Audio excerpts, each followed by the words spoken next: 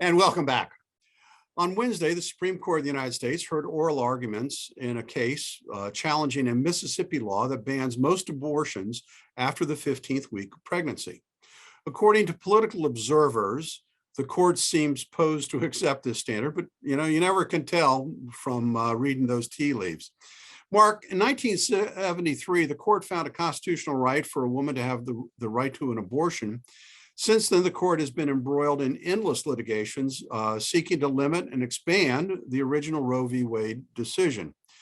During oral arguments in the Dobbs case, the case from Mississippi, Justice Kavanaugh asked this question: why should the court be the arbiter of these things rather than the Congress or state legislatures?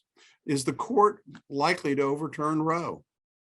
I think we, at the very least, can acknowledge the fact that the science that was used for Roe v. Wade 48 years ago has changed. We've learned more, and our ability to address viability has changed over what is essentially 2 generations.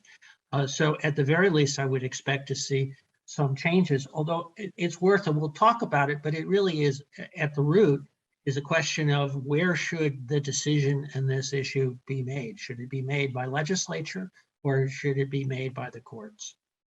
Well, I think there's 2 issues here. One is the fundamental constitutionality of the Roe v. Wade decision, which many legal scholars, and particularly Justice Thomas, has questioned as to whether or not that's fundamentally on sound foundation legally. Right.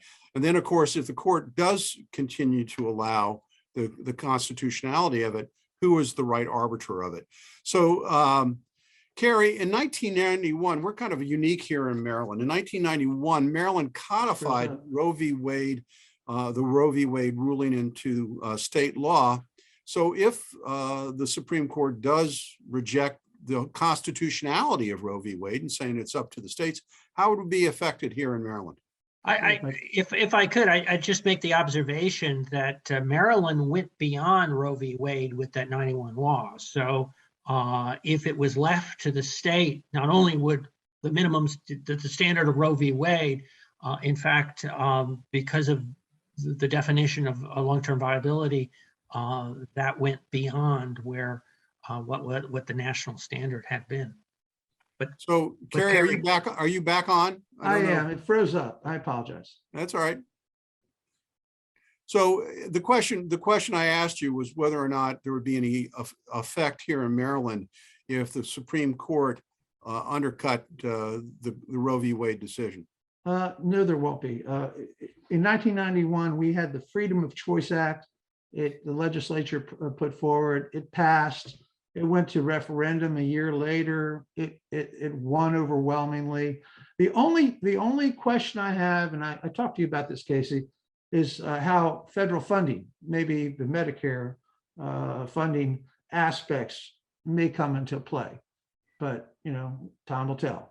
But in Maryland, I think I think you're right, because the Maryland law does permit or allow abortions up to the time of viability, right? And viability is defined in the state law as being a decision that's made by a physician.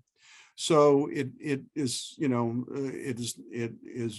different than the standards that we're looking at with respect to a strict number of weeks, which the Mississippi law and several others have imposed. And there is still also an exemption for the health and well-being of the mother. Right. So I agree with both of you. I don't think there will be any change in here in Maryland because of the codification of the law into our general health laws. And as to whether or not funding will be available through federal funds or not, that's will be something that'll be slugged out in the Congress, I presume, going forward.